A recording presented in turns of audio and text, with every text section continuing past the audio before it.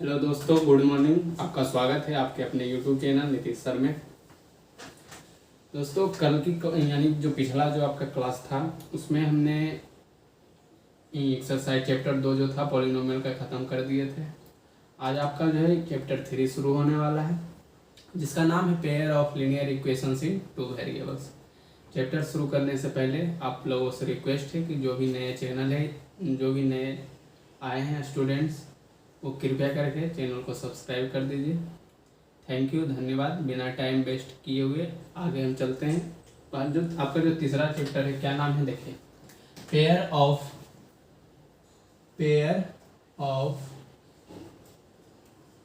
Linear equations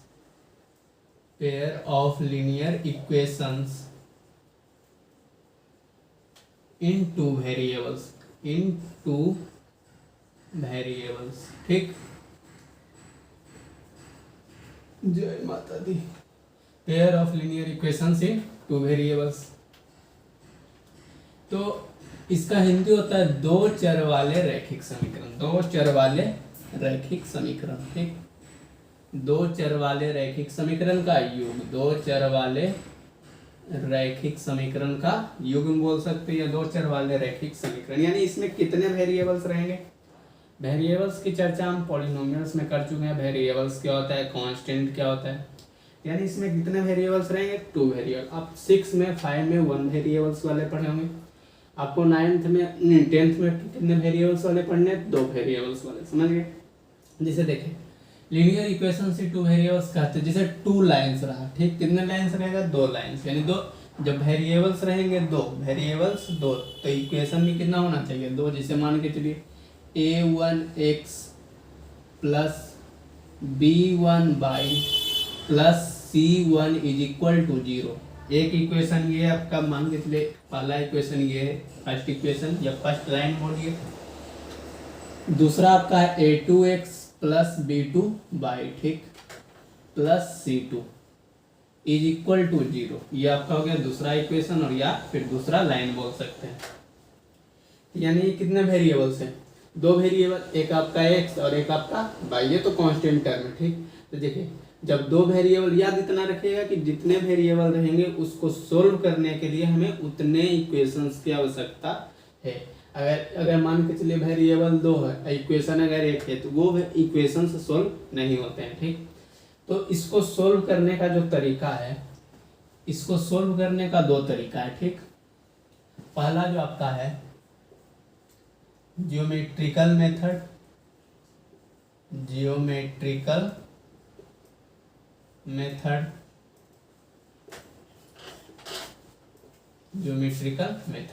यानी ज्यामितीय विधि। और दूसरा जो है एलजेब्रिक मेथड, ठीक, यानी बीजगणितीय विधि, एलजेब्रिक मेथड, ठीक। देखिए, पहला जो इसको सोल्व करने का कितना तरीका? 2 तरीका है। पहला जो है ज्योमेट्रिकल मेथड, दूसरा आपका कौन है? एलजेब्रिक मेथड, ठीक। यानी पहला ज्यामितीय विधि, दूसरा आपका बीजगणितीय विधि। हिंदी हो गया। देखिए, ज्योमेट्रिकल मेथड में 3 कंडीशन है। ज्योमेट्रिकल मेथड में आपका कितना कंडीशन है? 3 कंडीशन है, ठीक। कंडीशन आपका कितना है? 3। पहला जो कंडीशन है आपका, पहला कंडीशन है कि a1 is equal to a2, a1 by a2 is not equal to b1 by b2। पहला कंडीशन ये है, ठीक, कि यदि a1 का वैल्यू बटा a2 का वैल्यू, a1 बटा a2 का वैल्यू b1 बटा b2 के बराबर नहीं है, तो इसको ज्योमेट्रिकल कंडीशन में कैसे सोल्व करेंगे? तो इसका जो होगा, इसका एक सॉल्यूशन निकलेगा। इसका कितना सॉल्यूशन निकलेगा? एक सॉल्यूशन, यानी एक हल होगा। सिर्फ इस इक्वेशंस का कितने हल होंगे? एक हल होंगे। आपको एग्जांपल में समझाया जाएगा जब हम चैप्टर बनाएंगे, तब एक्सरसाइज जब बनाएंगे तो उसमें आपको एग्जांपल के थ्रू समझाया चला जाएगा, ठीक। और इसका जो ज्योमेट्रिकल कंस्ट्रक्शन होगा किस प्रकार से होगा? तो एक दूसरे को ये इंटरसेक्ट करेगा, यानी एक इंटरसेक्टिंग लाइन होगा, ठीक। जैसे देखिए मान के चलिए यहाँ पे कोई ये आपका कोऑर्डिनेट है, अब इसमें कोई वैल्यू होगा तो एक वैल्यू इधर से आएगा तो दूसरा इस प्रकार से रहेगा, यानी एक इंटरसेक्टिंग लाइन रहेगा। और ये जो दोनों एक दूसरे को जहाँ पे काटेंगे वही आपका क्या होगा, एक्स और वाई का वैल्यू होगा। ठीक, यानी इसमें कितने सॉल्यूशन होंगे, एक सॉल्यूशन। और इसको ज्योमेट्रिकल कंस्ट्रक्शन में किस रूप से इंडिकेट करेंगे, तो इसका जो होगा इंटरसेक्टिंग लाइन बोल सकते हैं आप, इंटरसेक्टिंग लाइन, यहीं पे लाइए लिख दो, इंटरसेक्टिंग लाइन।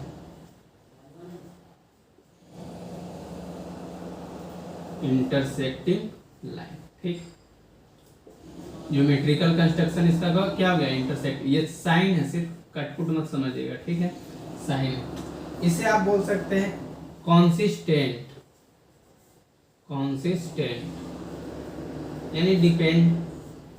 और बोल सकते हैं ये इक्वल नहीं होता, अनइक्वली, असमान होता है और स्वतंत्र होता है, असमान होता है, ठीक, असमान। कॉन्सिस्टेंट होता है और अनइक्वली होता है, ठीक। देखिए यानी जो ज्योमेट्रिकल मेथड से सोल्व करने के कितने तरीके हैं, 3 तरीके। पहला आपका क्या है, a1/a2 is not equal to b1/b2। अगर ऐसा कंडीशन आ गया तो इसका एक ही सॉल्यूशन होगा। और ज्योमेट्रिकल कंस्ट्रक्शन इसका क्या हो जाएगा, तो इंटरसेक्टिंग लाइन होगा, यानी एक दूसरे को क्या करेगा, क्रॉस करेगा। इसे बोल सकते हैं कॉन्सिस्टेंट और अनइक्वली, कॉन्सिस्टेंट और अनइक्वली, ठीक। दूसरा जो आपका कंडीशन है, मिटाते हैं इसको, देखिए ज्योमेट्रिकल का दूसरा कंडीशन जो है ऊपर वाला रहने देते हैं, याद रखिएगा, बहुत काम का चीज है। दूसरा जो कंडीशन है, दूसरा कंडीशन है आपका कि a1/a2 is equal to b1/b2। a1/a2 is equal to b1/b2 is not equal to c1/c2। तो इसका जो होगा एक भी सॉल्यूशन नहीं होगा, नो सॉल्यूशन, एक भी सॉल्यूशन नहीं होगा, ठीक, एक भी सॉल्यूशन नहीं होगा। और इसका जो ज्योमेट्रिकल कंस्ट्रक्शन होगा एक पैरेलल लाइन होगा, क्या होगा, parallel line, parallel lines, parallel lines होगा, ठीक, याद रखिएगा। इसका जो ज्योमेट्रिकल कंस्ट्रक्शन कैसा होगा, तो पैरेलल लाइंस होगा। और इसका जो आप ये इनकॉन्सिस्टेंट होता है, इनकॉन्सिस्टेंट, इनकॉन्सिस्टेंट, और बोल सकते हैं अनइक्वल होता है, अनइक्वल, ठीक, इनकॉन्सिस्टेंट और अनइक्वल होता है, ठीक, यानी डिपेंड यानी असमान होता है और अस्वतंत्र होता है, ठीक। स्वतंत्र या सीमित होता है, बोल सकते हैं वो सीमित असीमित होता है, यानी असमान, और अस्वतंत्र होता है यानी इंडिपेंडेंट, यानी डिपेंड ये नहीं रहता है, ठीक, स्वतंत्र होता है, ठीक, यानी अनइक्वल हो गया। इसका ज्योमेट्रिकल कंस्ट्रक्शन क्या हो जाएगा, तो एक पैरेलल लाइन होगा। इसका सॉल्यूशन होगा तो नहीं होगा, एक भी सॉल्यूशन इसका नहीं होगा। तीसरा जो आपका है a1/a2 is equal to b1/b2 is equal to c1/c2, ठीक। देखिए तो इसका जो होगा इन्फिनाइट सॉल्यूशन होगा, कितना सॉल्यूशन होगा, इन्फिनिटी सॉल्यूशन, इन्फिनाइट सॉल्यूशन यानी अनंत हल होंगे, अनंत हल होंगे इसके, यानी बहुत सारे हल होंगे। तो जो इसका ज्योमेट्रिकल कंस्ट्रक्शन क्या होगा, करस्पॉन्डिंग लाइन होगा, क्या हो जाएगा, करस्पॉन्डिंग लाइंस, ठीक, करस्पॉन्डिंग लाइंस। करस्पॉन्डिंग लाइंस का मतलब हो गया संगत रेखा, संगत रेखा यानी एक लाइन के ऊपर ये दूसरा लाइन रहेगा, ठीक। जैसे देखिए, जैसे ये अगर इसका ग्राफ हम बनाएंगे, ग्राफ जब बनाएंगे, जब आपको बताया जाएगा तो देखिएगा कि ये आपका लाइन, मान के चलिए ये कोई लाइन है, ठीक, तो दूसरा जो इक्वेशन रहेगा वो भी इसी लाइन पे मिलेगा, ठीक, यानी एक दूसरे को ऊपर रहेगा, देख रहे हैं। तो इसका कितना बहुत सारे हल हो गया, यानी जहाँ भी देखिए उसी का वैल्यू आ रहा है, यानी जो वैल्यू पहले इक्वेशन में पुट करेंगे सेम वही वैल्यू किस में आएगा, दूसरे इक्वेशन में पुट करने पर। यानी इसका जो होगा अनंत हल होगा, इसका यानी ज्योमेट्रिकल कंस्ट्रक्शन क्या हो जाएगा, करस्पॉन्डिंग लाइंस, यानी एक दूसरे पर ये रहेगा, ठीक। और ये कॉन्सिस्टेंट होता है और इक्वल होता है, ठीक, याद रखिएगा क्या होता है, कॉन्सिस्टेंट और इक्वल, ये आपका हो गया ज्योमेट्रिकल मेथड। ज्योमेट्रिकल मेथड से 3, यानी कितने कंडीशन हो गए? 3 कंडीशन। ठीक, कौन कौन? तो पहला तो A1, उसको भी देखिए यहाँ पे लिखा देते हैं, इसे यहीं पे कर देते हैं। चलिए देखिए एक बार रिवीजन कर लिए। A1/A2 is not equal to B1/B2 ही था। देखिए क्या है, ज्योमेट्रिकल मेथड से सोल्व करने के 3 तरीके। ये पता करना है कि सॉल्यूशन उसी का होगा। ठीक, देखिए अब ऐसा मेथड में इस विधि में आ गया तो उसका कोई सॉल्यूशन नहीं, यानी ग्राफ उसका बनेगा ही नहीं। बनेगा किसका? इसका बनेगा। इसका भी बनाने से कोई फायदा नहीं, क्योंकि ये तो एक ही लाइन पे ड्रॉ कर जाएगा सभी वैल्यू। तो जो क्या हो गया, देखिए पहला कंडीशन कि A1/A2 is not equal to B1/B2। दूसरा कंडीशन, अगर ये कंडीशन रहा तो इसका जो होगा एक यूनिक सॉल्यूशन होगा, यानी इसका कितना हल निकलेगा? एक हल निकलेगा। ठीक, और ये जो होगा एक इसका ज्योमेट्रिकल कंस्ट्रक्शन क्या हो जाएगा? इंटरसेक्टिंग लाइन होगा, और ये कॉन्सिस्टेंट और अनइक्वल होगा। ठीक, दूसरा आपका है A1/A2 is equal to B1/B2 is not equal to C1/C2। इसका कोई हल नहीं होगा, यानी एक भी हल इसका नहीं होगा। इसका ज्योमेट्रिकल कंस्ट्रक्शन क्या हो जाएगा? पैरेलल लाइंस, और ये क्या होगा? इनकॉन्सिस्टेंट और अनइक्वल। ठीक, तीसरा कंडीशन आपका है A1/A2 is equal to B1/B2 is equal to C1/C2, यानी तीनों जो होंगे वैल्यू क्या होंगे? आपस में इक्वल होंगे। तो इसका कितना हल होगा? इनफिनाइट सॉल्यूशन होगा। और इसका जो ज्योमेट्रिकल कंस्ट्रक्शन क्या होगा? करस्पॉन्डिंग लाइंस, यानी यानी दोनों लाइन एक ही लाइन पे दोनों क्या होंगे? एग्जिस्ट करेंगे। वैल्यू जो होगा दोनों का एक ही लाइन पे एग्जिस्ट करेगा। ठीक, और ये कंसिस्टेंट होगा और ये क्या होंगे? इक्वल होंगे। ठीक, उम्मीद करते हैं ये ज्योमेट्रिकल मेथड आपको समझ में आ गया होगा। तो अगला चलते हैं हम एलजेब्रिक मेथड। ठीक, इसको मिटाते हैं। देखिए एलजेब्रिक मेथड भी 3 तरह का एलजेब्रिक मेथड भी है।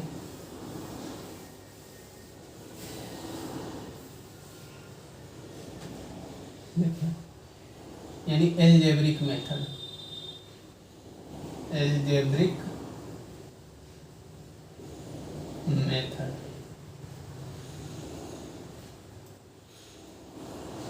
देखिए एलजेब्रिक मेथड में पहला जो आपका आता है सब्स्टिट्यूशन मेथड,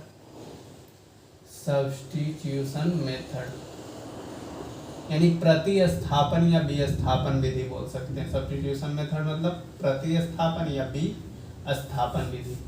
दूसरा जो आपका है एलिमिनेशन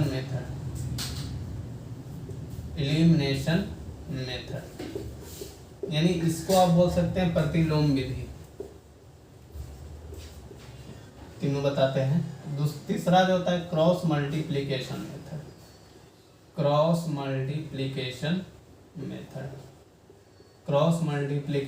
मेथड। ठीक, वज्र गुणन विधि बोल सकते हैं। वज्र गुणन विधि यानी मल्टीप्लिकेशन मेथड, वज्र गुणन विधि। देखिए तो पहला क्या है? Substitution method. सब्स्टिट्यूशन मेथड में क्या करेगा कि जैसे देखिए यहाँ पे एक इक्वेशन ये हो गया, एक इक्वेशन आपका ये हो गया। ठीक, अब x का वैल्यू यहाँ से निकाल करके ठीक इसमें पुट कर दीजिए। x का वैल्यू अगर निकालेंगे तो देखिए B1/, उधर चला C भी उधर चला जाएगा, B1/, भी उधर चला जाएगा, a कहाँ चला जाएगा? नीचे। और उस x के वैल्यू किसमें पुट कर दीजिए? ये आपका क्या होगा? Substitution method. एलिमिनेशन मेथड में क्या होता है कि कोई भी x और y को, x या फिर y को, कोई भी एक चीज को क्या कर दीजिए? खत्म कर दीजिए, यानी काट दीजिए, उसको खत्म कर दीजिए। ये आपको जब एक्सरसाइज करवाएंगे उसमें ज़्यादा एग्जाम्पल में, अगर किसी को और बढ़िया से समझना है तो हमारा जो linear equation pair of linear equation variables का जो फर्स्ट वीडियो है, जो कि हम उसमें बहुत सारे बुक को मिक्स करके पढ़ा रहे थे, उस वीडियो देख लीजिए और बेटर आपको समझ में चला आएगा। नहीं तो इसको हम क्या करेंगे, जब हम एक्सरसाइज करवाएंगे तो सारे एग्जाम्पल वहाँ पे बताया जाएगा। तीसरा जो आपका क्रॉस मल्टीप्लिकेशन मेथड, देखिए इसको क्या करते हैं, मान के चलिए हमको x का वैल्यू निकालना है। किसका वैल्यू निकालना है? x का। तो x का वैल्यू निकालना है तो x वाले टर्म को झाप लीजिए, झाप लिए। ठीक, इसको क्या कर दिए? झाप दिए। तो बचा कौन? ये वाला टर्म। तो क्रॉस मल्टीप्लाई कीजिए। पहले देखिए, पहले ऐसे काटना है। ठीक, देखिए तो b1 इंटू C2 मल्टीप्लाई कीजिए, b1 इंटू C2, फिर माइनस का साइन लेंगे, फिर C1 यानी b2 into C1, b2 into C1, फिर इज इक्वल टू लिखेंगे, अब ये किसका निकालना है, बाई का वैल्यू। तो बाई का वैल्यू निकालना है तो पहले ऐसे काटे थे, ठीक। अब काटेंगे इस प्रकार से, ठीक। पहले इधर से, यानी पहले इसको काटना है, ठीक। उसके बाद ऐसे देखिए, तो C1 into A2, C1 into A2 minus का हो जाएगा A1 इंटू C2 माइनस का। अब निकालना है कांस्टेंट टर्म का। कांस्टेंट टर्म के लिए क्या ले लेते हैं, 1। देखिए पहले ऐसे काटे, ठीक, फिर ऐसे काटे, फिर देखिए ऐसे काटेंगे, ठीक। तो देखिए C को झाप लेंगे, इसको लेंगे A1 into B2, A1 into B2 minus का B1 इंटू A2, ठीक। यही आपका फॉर्मूला है क्रॉस मल्टीप्लिकेशन मेथड के निकालने का, ठीक है। देख लीजिए, नोट करना चाहते इसको नोट कर लीजिए।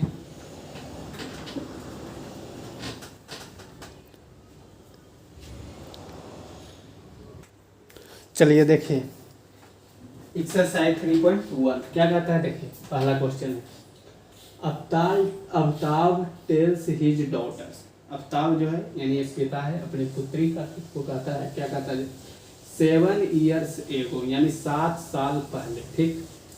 आई was 7 times as old as you were then, यानी जो तुम अभी हम 7 साल पहले जो थे तुमसे कितना गुना थे, 7 गुना बड़ा थे, ठीक।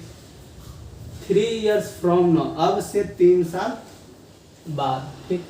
I shall with 3 times as old as you will be, as old as you will be, isn't this intersecting. अब क्या कहता है, यानी अब से जो हो 3 साल बाद हम क्या हो जाएंगे, 3 गुना तुमसे बड़ा, ठीक। यानी एक पिता है अपनी पुत्री से कहता है कि 7 साल पहले हम तुमसे 7 गुना थे, अब से 3 साल बाद कितना गुना हो जाएगा, 3 गुना, ठीक। तो क्या कहता है, इस सिचुएशन को एल्जेब्रिक में दिखाना और ग्राफिकल में दिखाना है, ठीक है। तो देखिए मान लेते हैं, क्या मान लेते हैं कि अभी उसका एज जो है, let present age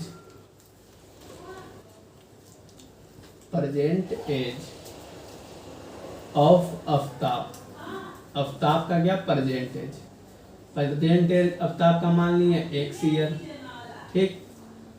present age उसकी डॉटर का मान लिए कितना, age of Aftab's daughter, Aftab's daughter, उसकी पुत्री का मान लिया प्रेजेंट एज 22 ईयर, ठीक। देखिए 7 साल पहले कहता है, अकॉर्डिंग टू क्वेश्चन पहला क्या कहा, 7 साल पहले। तो 7 साल पहले देखिए, जब पिता 7 साल पहले लेगा, मान के चलिए आपके पापा हैं, ठीक। तो आपको कहेंगे 7 साल पहले हम तुमसे इतना गुना बड़ा थे, तो 7 साल पहले मान के चलिए आपका पिता क्या है, 30 बरस, ठीक। 7 साल पहले कितना होंगे, 23 का, तुम्हारा अभी 15 है, तो तुम्हारा भी तो घटेगा 7 साल पहले, क्योंकि जब 7 साल पहले नहीं गुना इतना गुना थे आपके पिताजी, ठीक, अभी तो नहीं है। तो 7 साल पहले जब पिताजी का घटा तो 7 साल पहले तुम्हारा भी घटेगा, ठीक, क्योंकि तुम भी तो 7 साल पहले छोटे थे। तो उसी प्रकार 7 साल पहले अगर इसका घटा तो 7 साल पहले ये भी हो जाएगा। इसका कितना गुना था, ये 7 गुना, इसी का ना 7 गुना था, 7 गुना कर दिए, ठीक। अब इसको x minus by x minus 7, इसको देखिए मल्टीप्लाई करेंगे तो 7 बाई माइनस प्लस माइनस 49, इसको इधर लाएंगे x माइनस 7 बाई, ये माइनस का 49, ये माइनस का 7 प्लस का 7, क्योंकि इधर माइनस था उधर चल गया तो प्लस। तो x माइनस 7 बाई बराबर, देखिए 9 में 7 गया 2, यानी माइनस का 42। इसको मान लेते हैं इक्वेशन फर्स्ट, ठीक। पहला तो ये हो गया। फिर कहता है अगेन, फिर क्या कहता है, देखिए फिर कहता है 3 years from now, अब से 3 साल बाद, x प्लस 3, अब से 3 साल बाद, तो ये इसका भी 3 साल बढ़ेगा।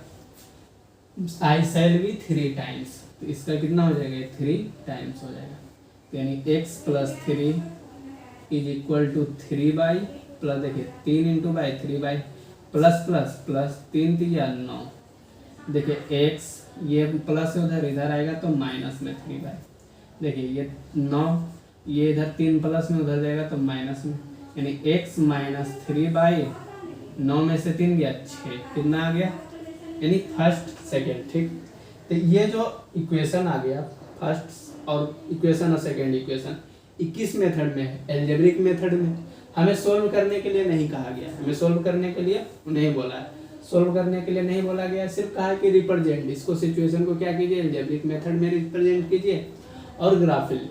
तो देखिए एल्जेब्रिक मेथड में तो हम रिप्रेजेंट कर दिए, अब ग्राफिक मेथड में देख लेते हैं, इसको हम याद रखिएगा, ये दोनों को एज को हम लिख लेते हैं। ठीक, देखिए मिटाते हैं इसको, इतना मिटा देते हैं, इसको ऊपर वाला मिटा देते हैं।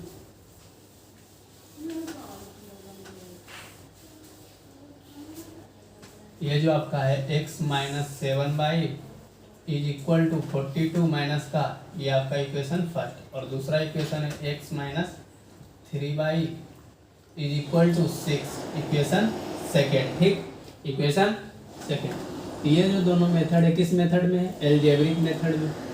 एल्जेब्रिक मेथड में सोल्व करने के लिए नहीं कहा गया, सिर्फ क्या कहा, रिप्रेजेंट करने के लिए, तो रिप्रेजेंट कर दिए। ठीक, अब कह रहा है कि ग्राफिक मेथड में रिप्रेजेंट कीजिए, तो ग्राफिक मेथड में देखिए कैसे बनाते हैं। दोनों के लिए एक बॉक्स बनाइए,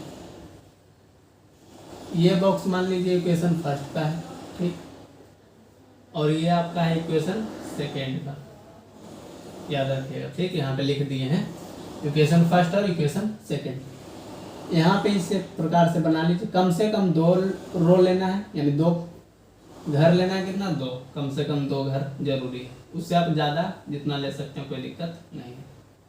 ठीक, चलिए देखिए, अब x कब है, x का एक तरफ रखिए, x का y, इधर y, इधर x, इधर y। ठीक, अब मान के चलिए अगर हम रखते हैं इसमें, देखिए x का वैल्यू कितना रखते हैं, 0। ठीक, x का वैल्यू इसमें रखते हैं 0, तो y का वैल्यू कितना आ जाएगा, y का वैल्यू आ जाएगा 6, क्योंकि देखिए माइनस से माइनस खत्म, 7 छक 42 आ गया कि नहीं। x का वैल्यू रखें 0 तो y का वैल्यू आ गया 6। ठीक, अब इसमें भी रख के देखते हैं, अगर x का वैल्यू रखते हैं 0 तो y का वैल्यू कितना आ जाता है, माइनस का 2। ठीक, देखिए अगर मान के चलिए यहाँ पे y का वैल्यू 0 रखते हैं, तो ये तो थोड़ा ज़्यादा बड़ा हो जाएगा। एक सेकेंड, अगर मान के चलिए यहाँ पे हम रख देते हैं y का वैल्यू 6, y का वैल्यू 6, x का वैल्यू कितना आ जाएगा 0। ठीक, y का वैल्यू रख देते हैं 5। ठीक, देखिए 7 बचे 35, 7 बचे 35, 35 उधर जाएगा तो प्लस में, यानी x का वैल्यू माइनस में आ जाएगा। ये तो और बढ़ा देते हैं, 7 रख देते हैं, अगर 7 रख देते हैं, आप कुछ भी ले सकते हैं, आप पे निर्भर है, कोई दिक्कत नहीं। आप अगर y का वैल्यू 0 लेना चाहें 0 भी ले सकते हैं। ठीक, तो y का वैल्यू हम 7 ले लेते हैं, तो उधर जाएगा तो x का वैल्यू भी कितना आ जाएगा, 7, क्योंकि देखिए 7 7 49, 49 42 में से घटेगा तो।